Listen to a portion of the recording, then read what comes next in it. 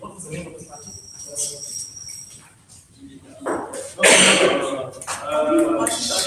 Congress. That's India. Yes, I know. There are only 3 parties. No.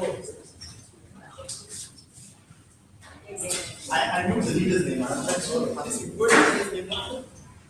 But the leader's name doesn't sound realistic. You don't really need to know. Louder. Except louder. Right, they got it.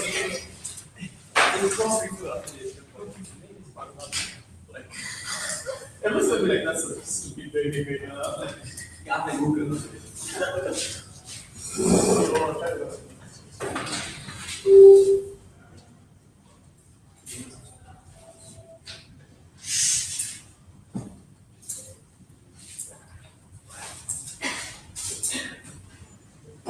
Who else is that?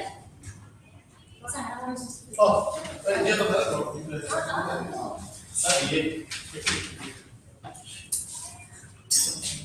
hey, fine.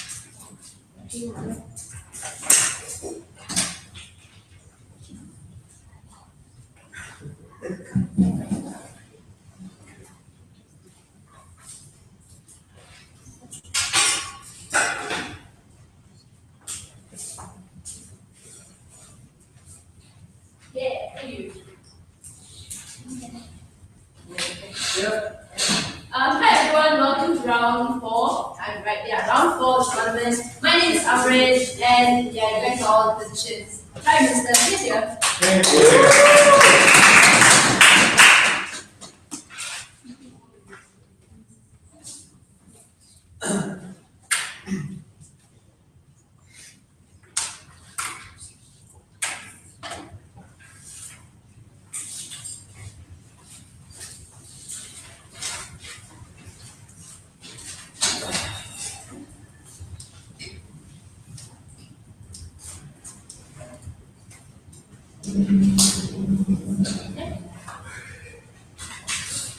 44 years ago, 28 million people gave their lives to separate themselves from the Islamic Republic of Pakistan because they wanted to stand for a secular country.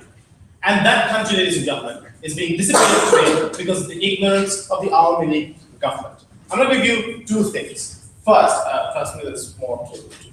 First, I'm going to tell you how bad the problem is right now and what's happening, and what is the essential consequence of letting this problem fester within Bangladesh. Secondly, I'll tell you why is it the incentives of the Bangladeshi government to go ahead and listen to us, or even if they don't listen, why is that still a good thing?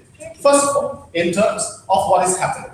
So first, you must understand that this has been used as an excuse for humongous amounts of political oppression. The biggest opposition party, BNP, is not even in parliament right now because they couldn't go ahead and participate in elections. Many of their leaders are in jail. Many people who, even at 1980s, were members of Jamaat, the Islamic opposition party, are in jail or in hiding, right? These are individuals who have massive amounts of political oppression because our league has been able to turn them and paint them as often radicals and terrorists and stuff like that, right? Secondly, ladies and gentlemen, the point at which this we must understand is that the point at which this happens, there's also humongous amounts of violence that's going on in Bangladesh right now. There's a reason why ASDC was cancelled, right? We have nationwide protests and strikes that happen. These are not strikes and that happen randomly. No. You see, when you have nationwide strikes, you can't go out of your house. You know why? Because on the main roads, on the city centers, people will bring out like daggers and fight against each other. That's exactly what's happening. You are having a situation where you are allowing terrorism to fester because you are not cracking down on that, but you are allowing them to run free and rampant. And every time they do something, they're allowed to go away because you just want to paint the opposition as the perpetrators. So it's happening, it's increasing. That's the situation right now. No, thank you. You are allowing them breathing space. In just the same way we allowed Taliban breathing space in Afghanistan until they were able to fester and garner power. Slowly but surely, ladies and gentlemen, we are also seeing this happen here. But furthermore, we are also understand that this is a critical juncture for the world in terms of terrorism. Because we must understand that Bangladesh has 200 million people, right? Already many of them are going to Syria to fight for ISIS. These are groups that have humongous, therefore is a huge base of people to be able to pull from. B, these are often shared borders with India, which provides a hub on which to do terrorism against India. Thirdly, ladies and gentlemen, it's also nearby Pakistan. That also means there's a fester and a region of terrorism that is being able to grow. Sure. Sir, what are the standards and the outcomes that you expect from the Bangladeshi government to be tied to the foreign aid that you're withholding from them? That's my second issue. Chill. Okay, moving on, right? In terms of what's happening, we must also understand that, like, what is happening to atheists on the ground, right? So, for example, atheist bloggers have recently been hacked to death in public with people watching. We understand the level of situation that has happened is increasingly bad, and regardless of what this says, that comparative, we must understand this, right? This country has gone from becoming a secular nation to one that is extremely becoming Islamicized and not the nice kind of Islamicization. We would argue that this is extremely horrible and doing nothing, allows it to fester, and is really problematic in terms of its democracy, in terms of terrorism. So second, what do we expect to happen, right? First of all, we must understand that the only reason perhaps Army League is in power is because all the other shit that they're doing, it is accompanied by economic development in Bangladesh. What does this mean? That the foreign aid that goes in, ladies and gentlemen, is able to be used by Army League to say, hey, regardless of what you think about other stuff, we have economic development for you. So people's lives, as long as they get better, because the handouts given by Army League, people don't really have a problem. Sometimes they stay at home because there's violence outside, but they think, oh, I'm still better off than I was a year ago. And that's the problem, right? We would argue there's absolutely no pressure, therefore, on them to sit down. Stand down. Secondly, ladies and gentlemen, the second reason why they will listen and have the incentive to listen is because there is humongous amounts of business interests that exist with all kinds of Army people who make businesses out of foreign aid coming in, for example. So we would argue that these are also people who are in positions of power with all the incentives in the world to make sure money keeps flowing in for their interest to be there, right? We are more than happy to expand it into sanctions, so to freeze their assets in order to go ahead and put them into more pressure to be able to go ahead and listen to us. Thirdly, we say the third incentive is because Sheikh Hasina would be very scared of the army coming in and doing a coup in Bangladesh. We have a history of that. We've done that in the 1990s, we've done that twice in the 2002, in 2008. So we will argue this is a very realistic fear of the army stepping in when they think the country is going down. And that means that this is likely to happen. Second, they say, oh, but army coming in is bad. If we will argue that because of fear of the army, she will step down. But worst case scenario, army comes in, we're still fine. You know why? Because armies have been able to do bloodless coups before. Two, often when they've been able to come in, they've been able to stand in power for 2 years, rid the country of a lot of corrupt politicians, and then hand back power. So the army has a history of handing back power to the government and to democracy. So we think that's fine. Thirdly, ladies and gentlemen, we would argue that this also means that Sheikh Hasina, who is the Prime Minister, has all the incentives to step down because within her power, within the party as well, there are also other people vying for positions of power who can promise better. So, for example, Abdul Kalam Azad, the Foreign Minister, has all the ability in the world to be able to say, I would lead Army League better than Sheikh Hasina, and therefore Sheikh Hasina has all the incentives to be able to say, no, I can get rid of all these problems and I can bring foreign aid back in. No, thank you. But finally, we would argue that not only this, we would argue that Sheikh Hasina has all the incentives in the world to also fight ISIS because we think she's doing something stupid right now. When we go ahead and restrict sanctions, put sanctions and stuff, we can also tell them, look, you can position yourself as a party that tackled ISIS and dealt with that problem. So we think there is also somewhat of a political win for them if they follow us. So we think there is an incentive. Because appealing to Islamic voters is not going to help Awami League. You know why? Because the opposition has Jamaat, which is the Islamic party to begin with. Awami League is a secular party, so they should position themselves to fight against radicalism and not seem to be implicitly supporting it. But lastly, we will argue this, right?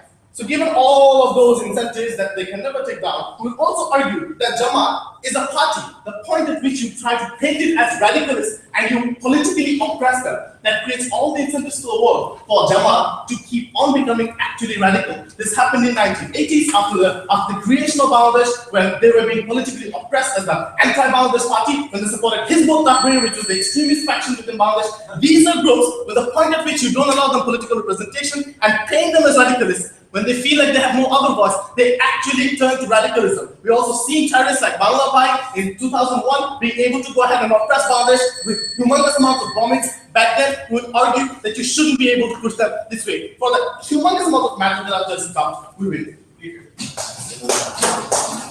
thank you very much, Prime Minister. Is that the opening house and opposition, leader of opposition?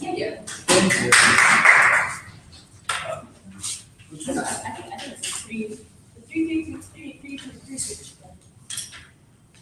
Can you figure out? Yes, Right. Sure. Alright, cool. It's okay, we'll find out. Yeah, mine. Okay, you know, okay. I know, man. Just another one. Live stream. Okay, sorry.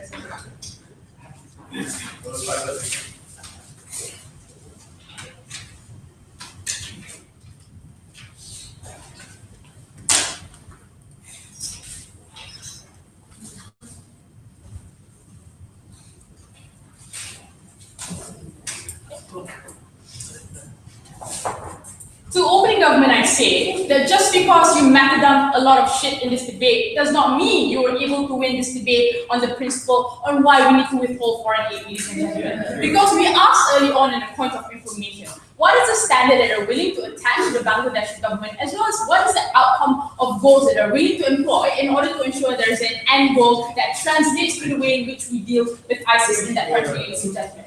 We agree with all that Mubarak said and saying that it's all bad. But the standard in which you employ this individual, at what point we determine that there is a conceptualization of commitment to dealing with ISIS, ladies and gentlemen, we don't see what's a clarity of outcome. It is insufficient for study to then come in. Especially since Mubarak implicitly conceded that there is a likelihood that there, in some instances, the Bangladesh government will not want to listen to you withholding foreign aid anymore. At that point, what is the determination of standard then, ladies and gentlemen? We say on the outside of the house that we are willing to support a point in which the international community can give foreign aid to Bangladesh, because we say there is a bridge of connection between the international community and Bangladesh in terms of how we engage in that discussion, as well as ensuring that people don't get sacrificed under that particular regard, ladies and gentlemen. I'm going to be building my argumentation first, then directly engage with Mubarak later on, right? Because firstly, we will argue, it is not contentious that Bangladesh faces a critical juncture at this point in time. We agree with a lot of the House. But we think that there is a likelihood that you create a situation of chaos at the point in which there is a vacuum that is created in Bangladesh in terms of how the international community interacts with them, ladies and gentlemen. Because let's make this very clear. Mubarak was never able to illustrate what does this foreign aid even look like to begin with, and who does it necessarily impact within that country, ladies and gentlemen. So firstly, I'm going to argue, who understands that we attach foreign aid, stop heckling, guys. The first thing we will argue is that at the point in which we grant foreign aid to a country, albeit whether development or humanitarian aid, oftentimes we give it because there are individuals who necessarily need that foreign aid to begin with, ladies and gentlemen, i.e. when there is transactional cost in terms of your human rights being sacrificed, ladies and gentlemen. We think that at the point in which we agree to remove foreign aid, and the only standard in which we employ the removal of foreign aid is when the sort of transactional cost that affects human beings can be attributed to the state in taking position that actively and directly harms the position of those individuals to begin with. Guys, stop being rude, right? And we think it is necessarily important because we will argue that we should not held the citizens of Bangladesh at ransom at the point in which there are harms that can be attributed to this country. Firstly, we will argue, if we can agree that there is a presence of ISIS in that particular regard, what you necessarily do on that side of the house is you allow for the influence to fester. How does this work, ladies and gentlemen? Firstly, Bangladesh is a third world country that needs the sort of foreign aid that that you are talking about, because you can see that there is an exponential amount of harm that will incentivize them to want to not reject foreign aid to begin with. What we will argue right now is that when you allow for the removal of that point of interaction between the international community and Bangladesh, that we think that you grant the rhetoric to ISIS to say that your ability to get aid from other countries, as well as your citizens right now, are being sacrificed, and we can provide that financial alleviation to you, ladies and gentlemen. Because Mubarak said in his speech that there are people who are granted handouts right now, and they're very happy about it. So on a comparative, if you remove this policy, what happens, if you accept this policy, what happens is people don't get anything at all. And that grants legitimacy to the rhetoric that ISIS can have in that particular regard. And the thing about ISIS, ladies and gentlemen, is that they often thrive in areas that are isolated in nature, especially when they're engaging with the international community. That is why Middle Eastern countries often fall prey to the presence of ISIS, because they're able to wield the rhetoric that we provide something to you, ladies and gentlemen.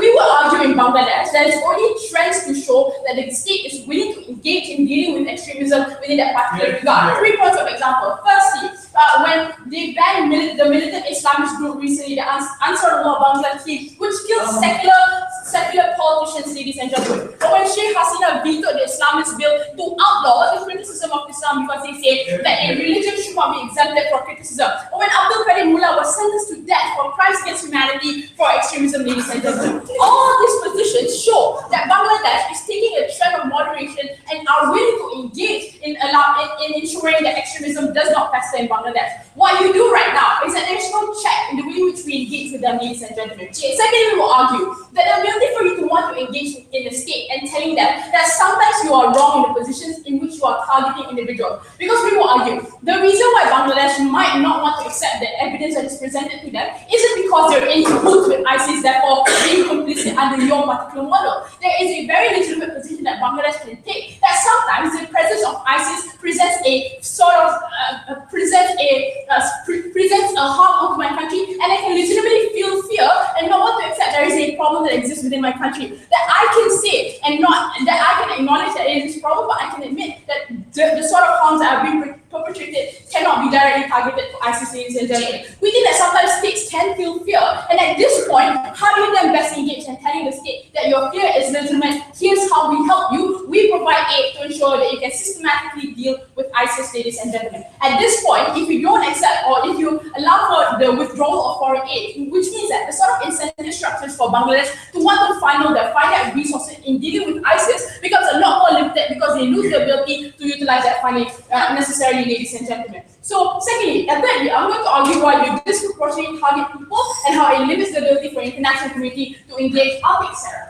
So, are the objectives of foreign aid short-term economic handouts or long-term security of people, which in the end decide the fate of infrastructure, economy, and everything? It can be both. The reason why you give foreign aid to countries in times of need is to ensure that there is a working relationship, in order to ensure that you can translate some policies as well as some values in how they reach their people, as well as how they treat their individuals. That is why foreign aid is critical in the way we engage with countries that are isolated in nature, ladies and gentlemen, to ensure that we can inculcate an amiable working relationship between the international community to ensure there's some degree of change. We've seen this in many countries, i.e. countries like Afghanistan, Iraq, Syria, or even countries like North Korea, where we sometimes attempt to engage with them in that discussion to pull them back into an area of moderation. We think what this policy does is that it punishes the Bangladeshi country as a whole and disproportionately target individuals, given your context operates in a world in which there are structural inefficiencies that directly targets the people of Bangladesh. We think at this particular juncture, the best way in which the international community engage in this particular regard is acknowledge the fact that Bangladesh at this point needs help, that Bangladesh at this point needs a direction in the way we say what to deal with ISIS, given that the problem has just started and we can take them out a lot faster, ladies and gentlemen. At the point in which you push them to the corner and leave them in isolation and hold them at ransom, at the point in which, under your worst case scenario, where Bangladesh takes a position of not wanting to listen to you anymore, we think you isolate them, you allow for ISIS to fester, you defeat your own end goal. I'm very proud of you. Alright, thank you very much. Leader of Opposition to continue opening government stays DPF.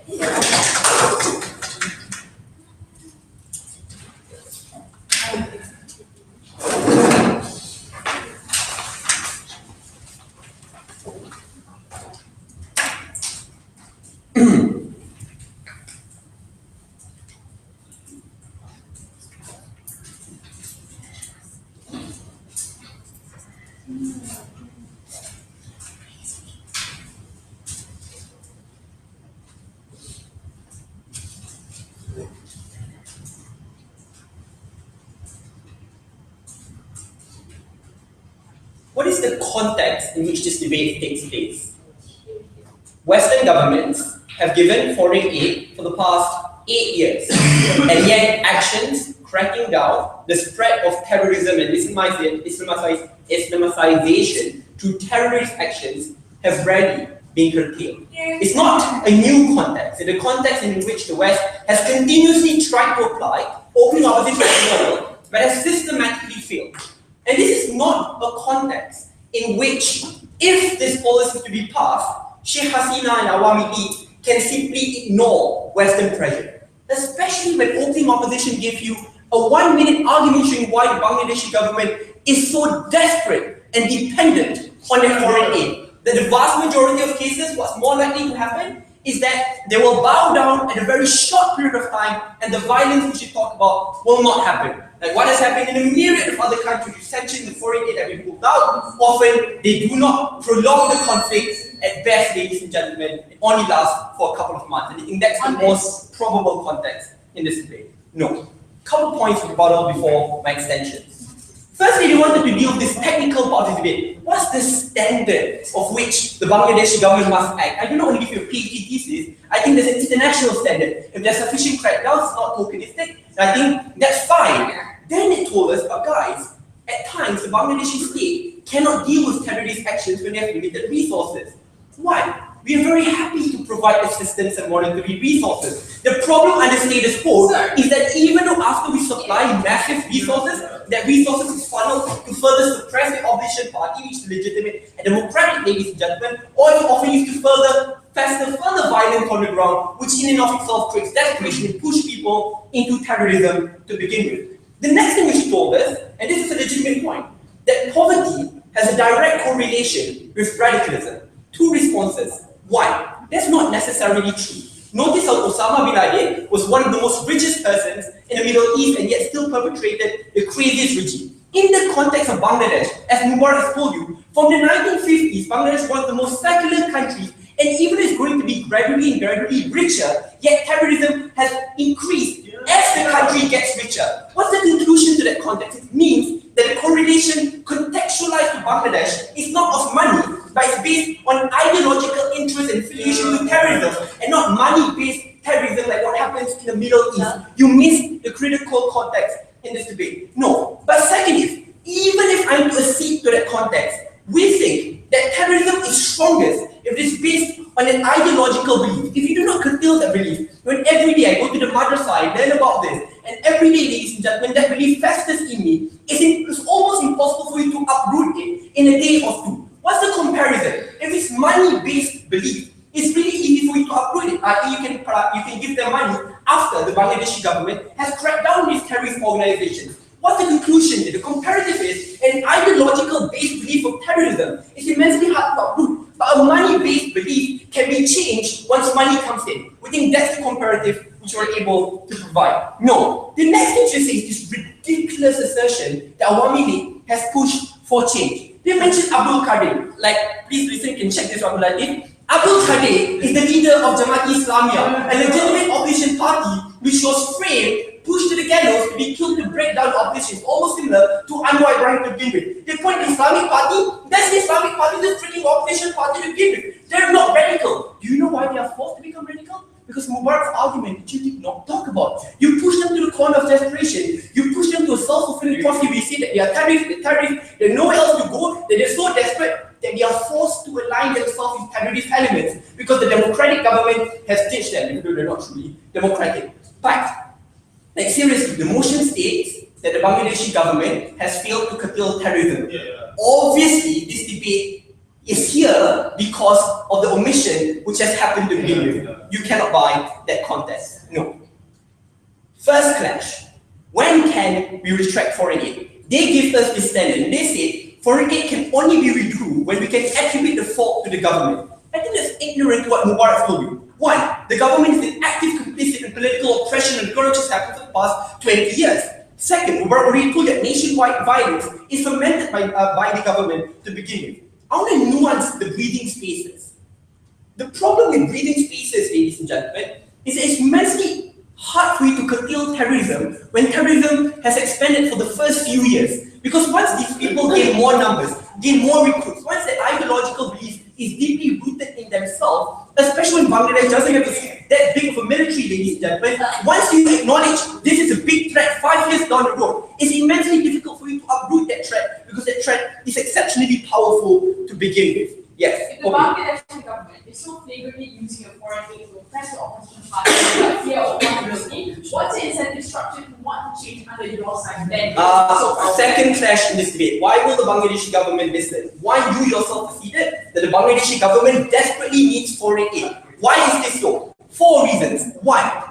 The reason why Awami League has a monopoly of power is because the financial handouts, like what Najib does, to give towards the people, the point in which this foreign aid is retracted, they can no longer push for stability within their own supporter base, ladies and gentlemen, because these handouts have been cut out. Secondly, because of business interests, and this business interest is not only tied to Sheikh Hasina, it's also tied to other political and economic elites who want to ensure that they still remain in power, still have their largesse, and once you take it down, ladies and gentlemen, they're more likely to topple Sheikh Hasina in a peaceful way. Notice how the foreign minister is already pushing for a party coup because of the rejection of economic ties which exist to begin with. And also Mubarak gives you like a long analysis of a military coup which has happened in 2008 and 2002, 2008, it was peaceful. We think that's also most likely to happen. But forgetting all of that, Mubarak also told you that there's a natural incentive for Sheikh Hasina to do this. Because as a secular party, you want to be seen as a party which fights against radicalism, ladies and gentlemen. To the point is you need an additional push.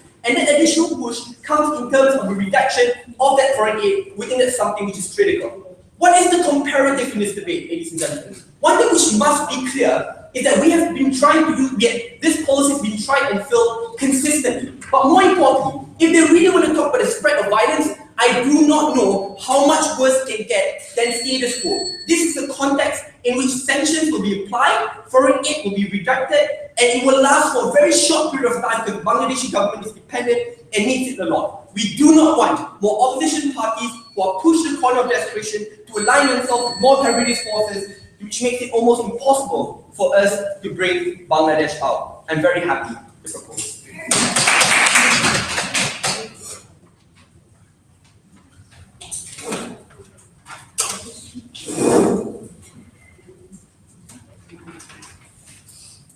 Alright, thank you very much, Deputy Prime Minister. The open half debate deal.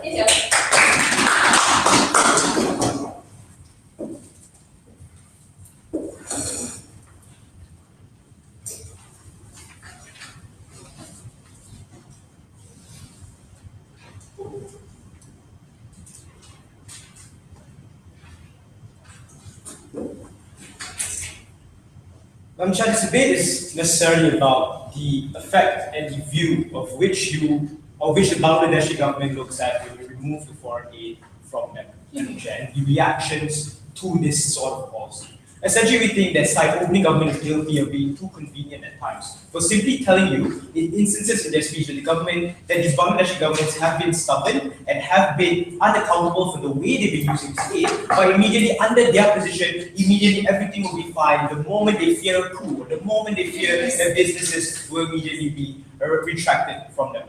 We think that sort of two characterizations are not in tandem with one another, and I'll tell you why in my issues, right? Firstly, let's deal with because the biggest fault of side government is also that they haven't been able to tell you how does this policy necessarily translate into the change that they want to get. Let's deal with the first and their best case, right? Which is these people will change and then they will take the aid. Because using the characterization that we've heard from Mubarak and Sadiq's speech, right, then necessarily these are governments who have before been held unaccountable to the way they have used this aid. We think that you prove nothing on your side to prove that the same harm will not happen again. And why is this very possible? Because the removal of foreign aid now is seen as not a notion of supporting the Bangladeshi government. It is seen as a notion of supporting radical Islamist groups, which they believe that the opposition, the legitimate opposition in their country to begin with. So we think right now you give them a perverse incentive to conflate ideals like ISIS as well as the political opposition in these countries as well, thus still being able to levy blame on these individuals and on these parties. Therefore, you don't create any change with the way or where they attribute these blames to. In fact, it can still have plausible deniability of cracking down on these political movements simply on the grounds that they are extremists and they are akin to ISIS and they are against our goals as well. We think in using that logic, we do not solve this goal of creating a fair democratic framework that they wanted to do as well. Because we think on their side, this sort of ideal also festers anyway, right? The moment that these people are unable, these political oppositions are still oppressed, what happens right now is you conflate these ideas that you're more likely to get ISIS to be in the side of these political opposition to create some form of ability for them to rise up against the Bangladeshi government as well. But we tell you on our side that you shouldn't remove it. Why? Because we believe that the ability for you to engage with these sort of governments is for you to have a bridge of communication with them. Similar to how the United States still is able to have constructive engagement with countries like Iraq, for example, or countries like Iran, even though there are still ISIS movements in these countries and active supporters of ISIS in these countries, is because they know they need a platform to be able to create some form of constructive engagement with these countries. That was the analysis that Jay brought up. That was ridiculously important. Because with this regard, we don't think there was sufficient evidence on them tackling our best case scenario. So while we told you that even though they will take this aid, there is a harm to it, they were never able to engage with the fact and the likelihood that these people will not take the aid anyway. The same analysis on which how I use is like they'll reject the aid because they think you're supporting the opposition. They'll probably turn down that aid. They'll probably turn down this aid and will reject to engage with you because they think you're supporting the people you're attributing blame to, like the Jamaat Islami, like the Ansarullah Bangla team, for example. With using this rhetoric, they're more likely to immediately say, I don't need this aid. I don't need this aid because you think that the aid will most probably create an opposition to my power, and that's how it goes. What happens right now is, take a seat. What happens right now is, the moment you remove the aid and the moment they don't see an incentive for them to engage with you, that's where you create the vacuum that Jay has talked about. And that's where you perpetuate the chaos that you talked about. So when you talked about, and so when you realize that you look at examples, like in the past year, like the number of riots that have happened, a lot of those riots were centered upon the power vacuums and the lack of things like caretaker government during election times. With this regard, we think that the moment you perpetuate this chaos, acknowledging that like groups like ISIS are in this country, that's where ISIS is able to use the rhetoric that, hey, your government isn't taking care of you. There's no Western foreign aid taking care of you either way. This is where we come in. We give you money. We give you protection. Side with us. That's the long-term harm that you get the moment you remove foreign aid, because there is no ability for you to constructively engage with the government. At least on our side, there is an alternative for you to engage to deal with ISIS in the long run. That you can still have diplomatic talks, that you can still have some form of military tie or whatever. But the moment you remove the bridge and the incentive for you to connect with these Western governments, none of your long-term benefits happen anyway. That's why we think the best standard for you to peg foreign aid with is like real objective standards, things like welfare, things like education, things like the ability for you to provide the ability for your people to move forward on the ground as well. These sort of goals are not in line with the goals and ridiculous standards that you set the Bangladeshi government to deal with right now, which is the commitment to the eradication of ISIS in this regard, which we think is such a high standard, and there is no necessary ability for you to immediately prove that they will do it. So even if the easiest burden, like for example, commitment that they want to show, you will have no way of ascertaining whether that commitment will actually translate into any change. Therefore, it's not standard moves. Look, we've tried your fruits for years and it has miserably failed. Terrorism is not directed by the poverty in Bangladesh, but by the middle class and intellectual classes who are wholly indoctrinated. Deal with that. No, that's the thing. Like, if you're going to say that you haven't been able to change anything by giving foreign aid right now, the removal of foreign aid doesn't necessarily translate to any change on your side either way, because you're unable to prove why opposition movements will suddenly be able to rejoice in the fact that the government no longer has foreign aid. Or we would argue the exact converse, that they are going to be harmed instead, and that harms the ability for any form of democracy to happen on your side. Lastly, let's talk about the political framework, right? Because we told you that the ability for Bangladesh to maintain standards on standards on the ground is to ensure that there is an incentive to maintain a democratic framework. In the event where you remove things like foreign aid, that's where your standards and your objective standards you attach this aid to are no longer adhered to. Therefore, these are oppositions that will probably no longer exist on your ground because they don't think there is an incentive for me to engage with this opposition movement, for me to lose my power in the first place. Yeah. We think this is a harm because this is a harm that perpetuates your harms because you peg it to such an extreme goal that there is probably no light at the end of the tunnel. We have never been prouder to propose. Thank you very much. Deputy Leader of Opposition is like those who have to say member of government.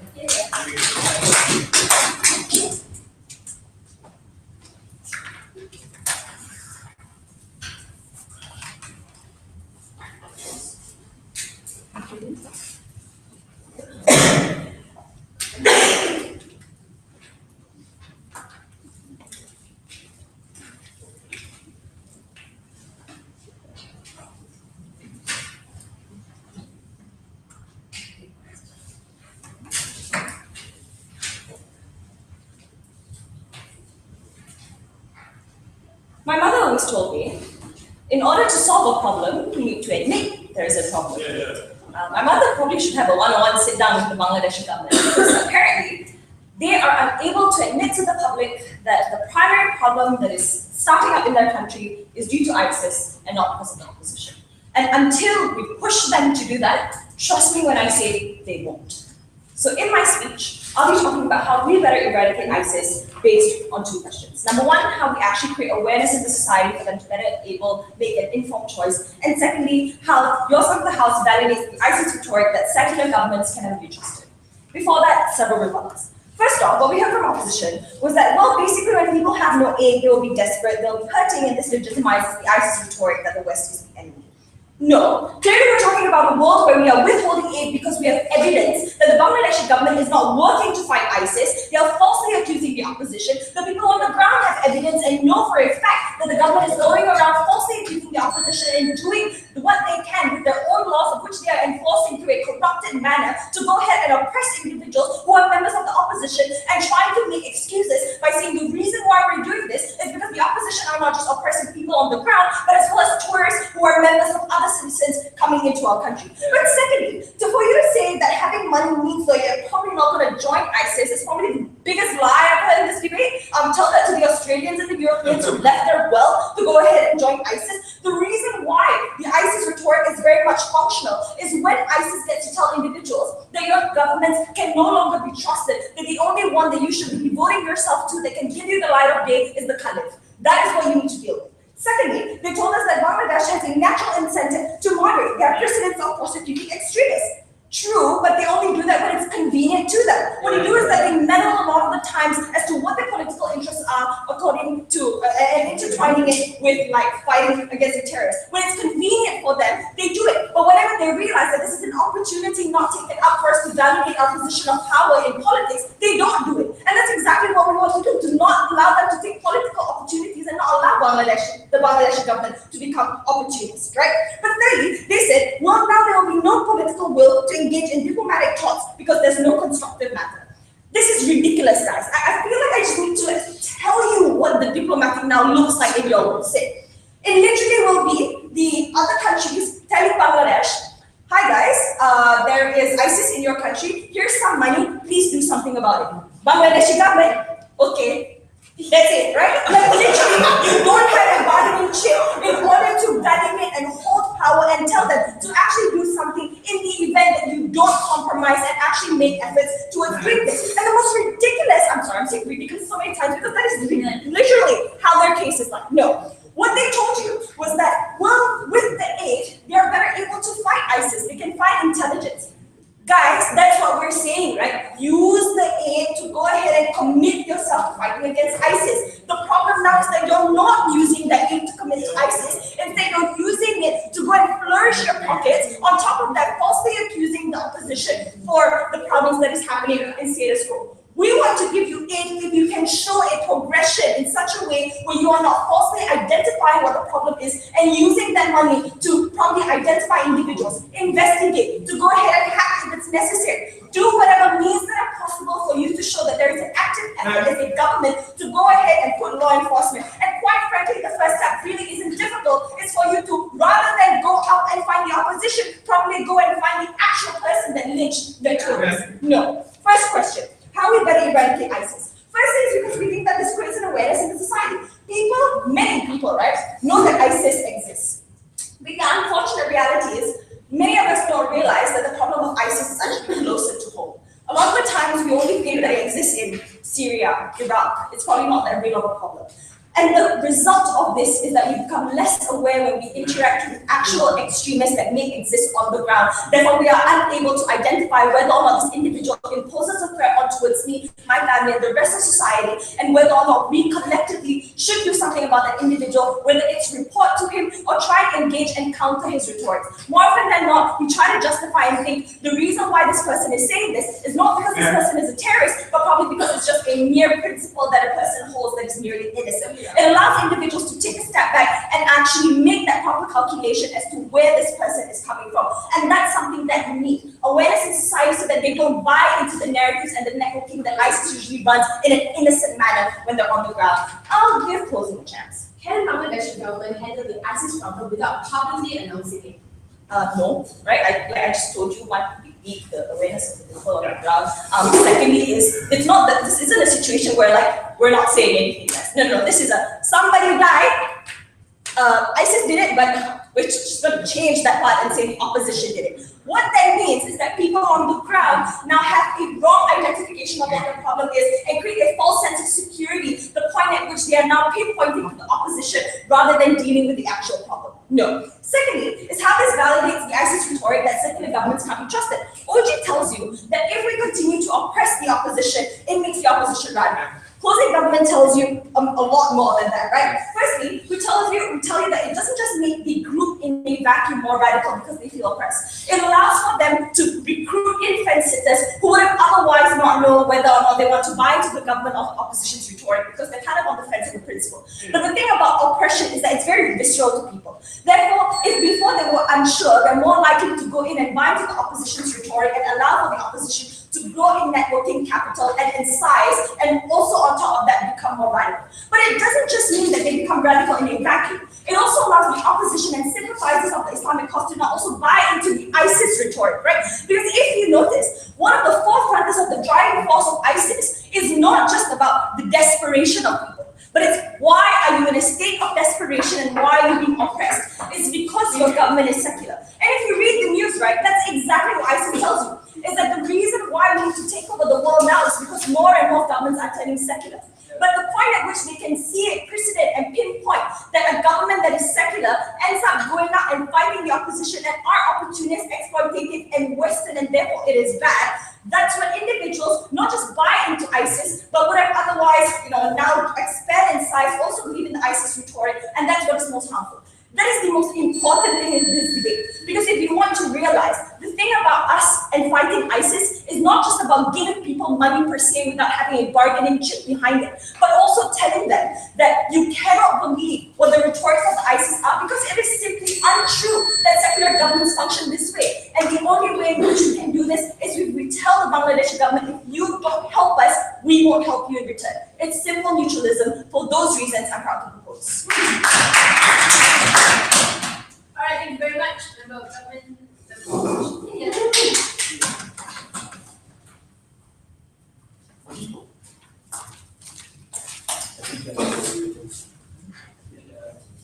So in closing, opposition will say that this debate is not just about whether you want to tackle terrorism or not, but really about, is there really a utility in informing the public and making that public declaration to the entire world that ISIS is a threat in Bangladesh and the government is committing to doing it? We say there's no utility for the people to know, but I'll talk more about that later. Before that, some questions. First question I want to answer in this debate is there an inherent interest or incentive on the part of the Bangladeshi government to actually handle this problem so that the entire case of the government. The government is complicit, they either not willing or don't want to, and can simply just blame everything on the opposition party. We don't think that is inherently true, right? So we argue that they do have an interest in tackling, in actually handling or securing some kind of internal security and stability. If any problem, or if there's any problem the Bangladeshi government have, it's probably the economic and financial capability, which is why they need a lot of foreign aid in terms of like strengthening your military powers, right? But more importantly, we argue, right? If the situation in Bangladesh is really as bad as what Mubarak said in the first half of his speech, that means the fear of a coup is already inherent anyway. You don't need to use the military aid to threaten the government and say a coup will happen, therefore you have to listen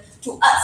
The very fact that the country is in a lot of instability and people are taking out daggers and fighting on the street means that there is an inherent threat that the position of the government can be compromised if they don't do something about ISIS, right? So therefore, and also, we think the people's lives, so this is the second part of what Mubarak just created was. People's lives are getting better because of the cash handouts, and therefore there's no pressure to push against ISIS. That is a concession that the current political legitimacy of power is built on the premise that people's lives are relatively okay, that people can still go on their day-to-day lives even amongst the instability. At least they still have the cash handouts.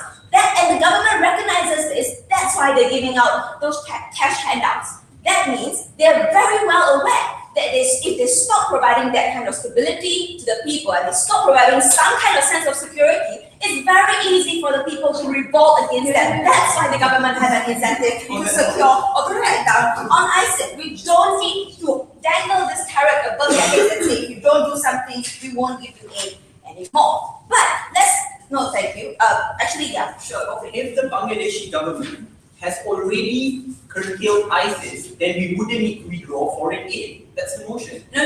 They haven't, or they don't have the money to, or they haven't been able to. But they do have an incentive to. That's why you need to continue providing them that aid so that they can use it to strengthen their military powers. You know, if you need be, give them give them more military aid, give them conditions on how to use and guide them, how to give them military aid for all I can. But withdrawing that aid is not the solution to the problem. But this is where we go on and say, what are the harms of withdrawing that aid? And we go a little bit further than over and engage with the worst case scenario that even if the government really doesn't want to solve the problem. If the government, okay, so the current context is this. All the past attacks have been claimed by the government and say these are all actions done by the opposition party.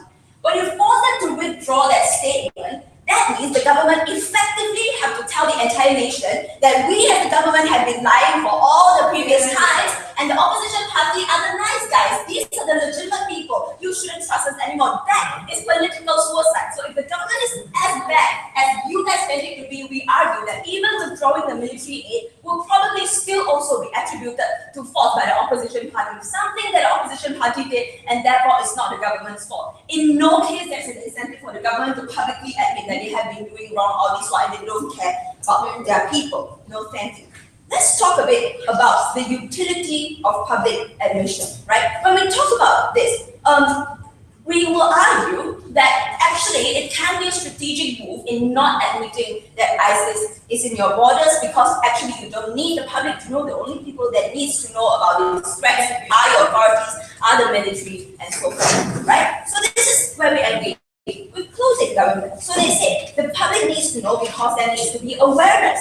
Awareness for what? If you hear that someone comes to tell you and say, hey, there's this military expedition in Syria and in Iraq, maybe you can join us, it's really fun. You probably know that it sounds really funky, right? So that awareness, I don't know to what extent or what are they trying to achieve. And then they say, the problem is this, you wrongfully create a sense of security because people don't know it's ISIS, people only think it's the opposition parties. But the OG characterization was the country is in chaos. People are killing each other on the street. So I really don't know what's the characterization or false sense of security that is happening over there. But even if the public really does know that it's ISIS, the public does know that it is a threat, what can the public do? What is up to their power or what is in their hands to actually tackle the problem except create chaos and fear? And this is where the harms come in. I'll take closing if you have one.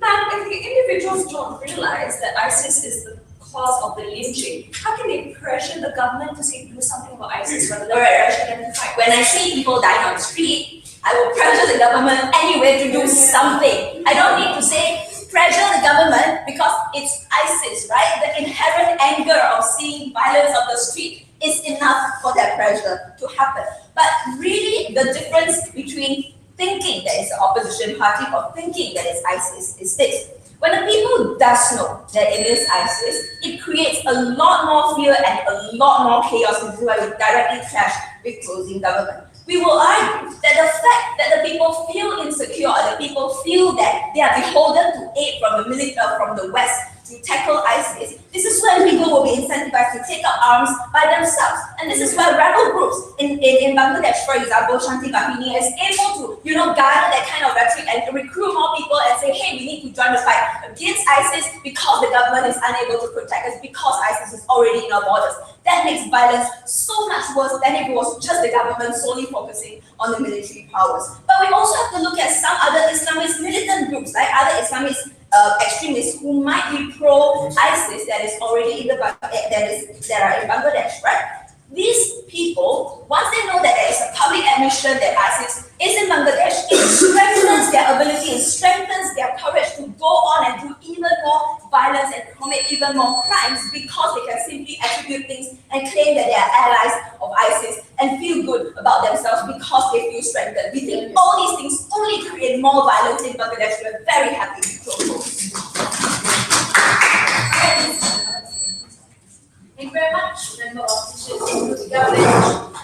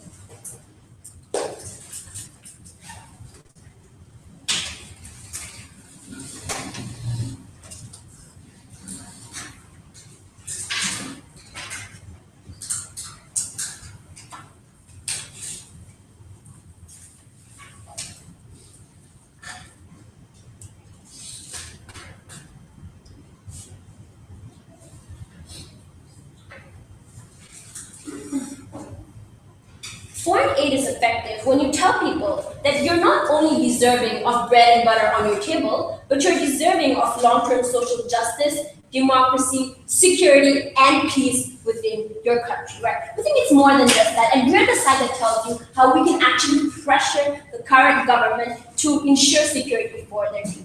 One of the issues I'll talk about in my speech. Number one, I'll talk about this standard of foreign aid and is it achievable, something that OO had contention on. Secondly, I'll bring up what exactly are the benefits of this problem identification. Firstly, being how you create discourse within society, our extended hand that's extremely important. And secondly, how you pressure the government not to blame the opposition, which actually furthers the extremist cause, right? First of all, let's talk about standards of foreign aid. Because we believe that they took a light burden in saying, look, it's very wrong to blame people on the ground because they get food from this foreign aid, right? We don't think that's true. The standards of foreign aid is we want long-term stability in your country. We want your economy, inclusive of all sectors, industrial sector, tourism sector, and every other sector within your economy to be able to develop, to have long-term infrastructure. And the only way you're going to have that is if your country has peace. All this is being compromised under your status quo because you think the only standards are when the food is being put down on people's tables, right? So the question then becomes, have we done this before, right? Have these conditions been placed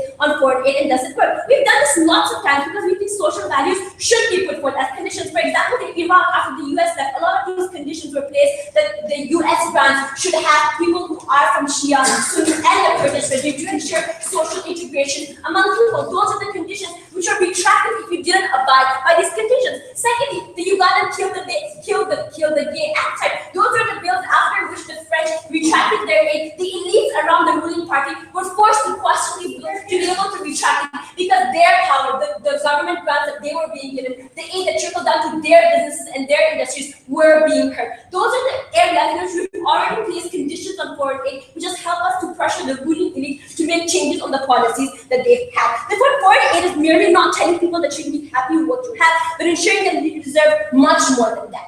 The question then becomes, is this achievable or is this not achievable, right? We think it's as simple as the government saying that we're no longer going to be complacent because all came here and told you this big concept of diplomatic talks, communication, right? We don't think that has been going on for the past 5 to 10 years with no results, right? So what are the commitments that can actually accrue, right? And the reason is not that they don't have resources, because if they had, number one, if they were actually willing to do something, we're more than okay than giving them the resources. This is not the debate. The question is, what do they actually do with the resources that we currently provide them? Number one, committing to simple intelligence and security measures, right? Cracking down on websites that actually perpetuate these processes, telling the youth of Bangladesh to fly to Syria, to fly to Turkey. For example, regulating certain madrasas or what is being taught in those areas and identifying and investigating those rural madrasas where actually perpetuate these things. Those are simple measures that they can do to actually ensure that ISIS cause is curtailed. Right? The fact is when you give them unconditional aid, be it developmental or action that benefits the government, it makes it very complacent to actually taking these steps. Where have we seen this before? For example, when the US is unconditionally providing aid to Pakistan, that's when they actually take tokenistic security measures, using all that money to set up more bases in Kashmir because they think India is a threat, as opposed to actually dealing with the threat because of the existence of Taliban within their own country that spills over to Afghanistan and India, because they can always tell the US, look, we're doing something, so under your side, bargaining chip is literally non-existent because you're telling them whatever you do, we think you need development aid, therefore you should always have it. Under your side, we remove that complacency and we force them to take actual security steps that are really much achievable, right? Second issue, problem identification, right? We said people are going to have a false sense of security. And CO said, look, they know that people are dying. What security is this? This is a false sense of security from a foreign threat that is ISIS, as opposed to opposition, which they don't think is as much of a threat because the government is lying to them. And they said even like a more ridiculous thing that, look, the government has been lying to its people for so long. Let them lie some longer, right? We don't think that's how it works. Right? We're supposed to tell our people that a problem exists, right? What is the benefit of this? Number one, the distance that's created among people, right? What do you mean by that? For example, your local madrasas, your local imams, what are they preaching? What is your son being taught when he goes to read the Quran, right? Those are the things that you can actually read into, and people are aware because they know that the ISIS propaganda is a threat within their country, right? And they can actually report these things that happen because the government has told them ISIS ideologies are brewing in madrasas or happening in these areas.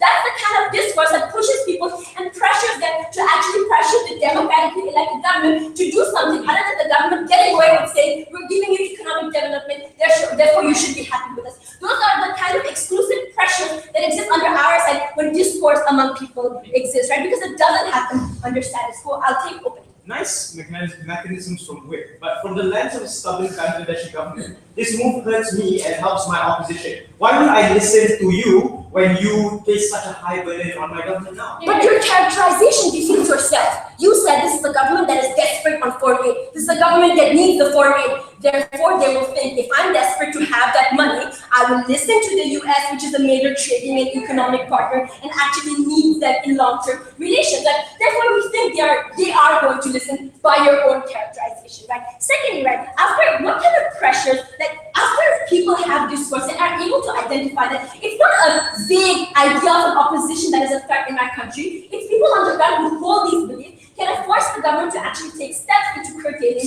these beliefs. So secondly, right, and this is something that Mayor told you, how do you perpetuate the ISIS agenda when ISIS gets to say that the problems are secular governments? Secular government would push away any idea of Islam within your country, and you should always follow the Islamic caliphate, right? Because people who are merely supporters of the opposition now get to say that not only are my opposition members being tried in unfair rulings, but this is the very same secular government who's not providing me the democratic avenue to actually participate within the parliament of the government or actually take steps within my country. Under our side, these measures are as simple as not blaming the opposition and actually perpetuating the idea that secular governments are to blame for everything, and Muslim people on the ground actually knowing that it isn't the opposition and secular governments are actually doing something for our benefit. At the end of the day, we think they have proven long trends of these governments actually moving away from complacency. We provided you multiple ways in which these governments can take simple measures because they're desperate on the relations that they have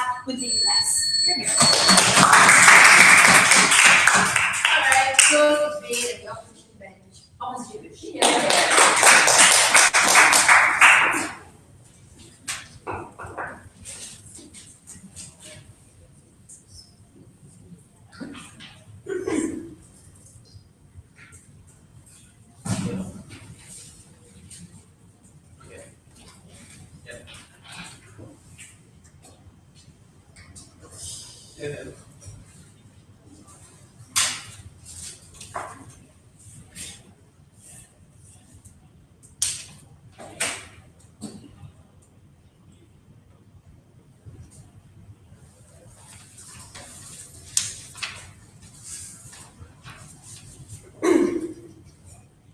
It is funny how side closing government wants to talk about pressuring the government and how it is best that when you don't blame the opposition party. We questioned in Deborah's speech. What is the exact explicit difference between the pressure, blaming it on ISIS, and blaming it on the opposition? She gave you a magnificent speech differentiating those two. Let me reiterate why.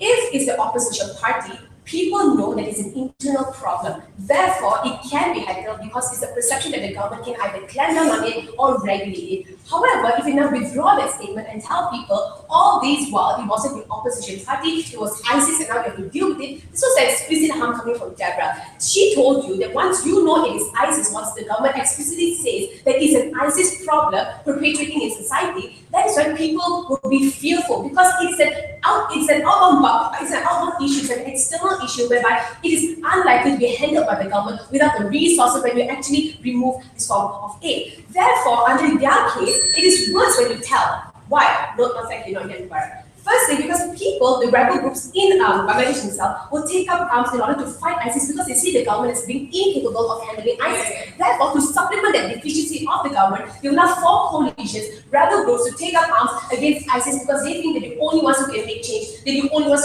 who can do something without the government having enough aid and enough resources to mobilize its military in that sense. Second harm that came explicitly from Deborah is the local extremist groups who think that my government is not catering to me, my government is not providing me. What more when you remove this aid, when they say that people already live comfortably with cash handlers and things like that, when now it does not trickle down to the people anymore, this extremist group will become more extremist because they think the government is not catering to them anymore. So therefore, to talk about the less of two evils, they would rather join ISIS because ISIS is rich, ISIS is capable of somehow protecting them and providing to them. Therefore, these groups such as Jagrata and Harakah al-Islamists who are extremist groups in society will join ISIS because they're already expanding, they're already perpetuating in society, and therefore, why not? Might as well, they're able to provide for me. My government is not without aid and things like that. No, thank you, right? And therefore, in conclusion, is this, right? But at the end of the day, when you allow this to happen, when you allow these rebel groups to form, when you allow extremist groups to join ISIS, the government does not have a focus on tackling ISIS at the end of the day. They now have to divert and digress their focus on three groups.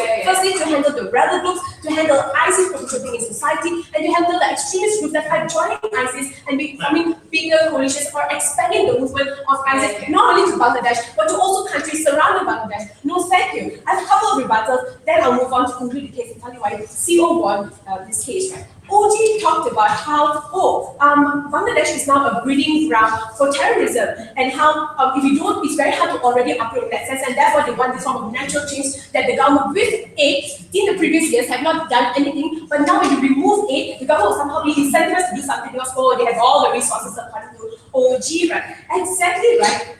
It is because Bangladesh is a breeding ground for fundamentalist groups, terrorism groups, and because it's unstable already, because they talk about a rift between opposition and things like that, right? It's easier for ISIS to perpetrate those kind of circumstances because they prey on the desperate needs of these people. Therefore, modern people who are not being catered by the government will also want to join them because they are seen as a form of beacon of hope. They're seen as a bastion of rights for these people, right? Thank you, right? It is because ISIS is rich. It is because ISIS is somehow able to fight the oppression by these people, oppression on these people by the government. In that sense, we have an example that came out from Cyrus, which we will talk about. The Taliban in Pakistan, right? When it was withdrew in 2014, after 10 years, when US provided aid to Taliban, right? The Taliban did not stop at the northern part of Pakistan. They expanded and they perpetrated into the middle part of Taliban, right? So until today, it is increased in numbers, it has increased in momentum. And at this point of time, the military is now no longer able to clamp down on this on Taliban in Pakistan, right? So therefore, you allow more killing and you allow that power of that exists in Pakistan to also exist in Bangladesh. That's not something that we're willing to stand for on-side opposition, explicitly closing opposition, right? Then they talked about how, opposition party, they talked about how, look at Saddam Hussein's country is so rich, therefore they are able to fight these, terrorists and things like that, right? Yes, the country may be rich because of oil and things like that, but it does not trickle down to the people. Therefore, when people are living in such an impoverished circumstance, when money is not being given to them, and when they live on that small relative accountability of the cash, and that's what they talk to you about, when that is withdrew, when humanitarian aid is withdrew and it cannot be given to the people, that is when the people will retaliate in response. That's when the people will know that the government does not have my back, the government cannot be able to take it from me. So therefore, at this juncture, it is more likely that people will join ISIS, and ISIS will be more than happy to recruit these people and then to perpetrate into Bangladesh even more. So your case is not uproot the ISIS cause, but it actually helps them. It mobilizes them even more, right? No, thank you, right? And I'll take one for closing. Now, isn't it better for the government to be seen as apologetic and doing what they can to beat out ISIS and give aid to people, rather than people knowing that the government is lying, falsely accusing on top of that the reason why they're not getting aid? Look, it doesn't matter if the government, this is this. There is no utility in publicly declaring or publicly announcing that it's an ISIS problem because of the harm that I told you about. You instill unnecessary fear and you tell people that ISIS, because of the beheadings and because all the extreme stances that they take, even we in the governmental position with military and things like that do not have the resources to mobilize our military. That is when we cause all the harms that I talked to you about in my speech earlier on and in Deborah's speech. Right? But let's look at the reality of the case that they talked to you about. Right? Let the government admit and tell people so that you can create awareness and discourse. We think that awareness and discourse already happens because people know in Bangladesh they're living around an area of volatility, an area that's already addressing with ISIS stances. Right? Therefore, what happens when the government explicitly makes a stance that talks about, it is not the opposition party, it was ISIS or not. Number one, they lose the legitimacy as the government of that state because they will now tell people, all this while I've been lying to you and telling you it was the opposition party, and now it is ISIS that is doing this. Therefore, you create unnecessary fear because people are incapable of doing anything because the internal security is already compromised by outside extremists. Right? So therefore, your side is unlikely to happen and the government will not do that. So therefore, it's much better on our side when the government is handling the situation with care and by being gentle. That means by not publicly announcing that does not mean the government is not doing anything about it. That does not mean the government is not helping its country or mobilizing its troops. All they need is that form of money and assistance. If your problem, right, is with the method of usage, right, you can impose regulations and conditions because science and ICT, if you realize, was on the probability of the aid being unconditional. That is why the exact problems happen. But we tell you, if your problem is really that we are able to regulate that in a form like US saying, this is the way you're supposed to mobilize your military, or this is the way you're supposed to use strategical stances and things like that. The problem about regulating education syllabus to prevent indoctrination can also happen on our side. But the problem still is entrenched in status quo, that which is ISIS expanding. For all those reasons, we think that aid will help and mitigate this harm. Because of that, we've been in CO.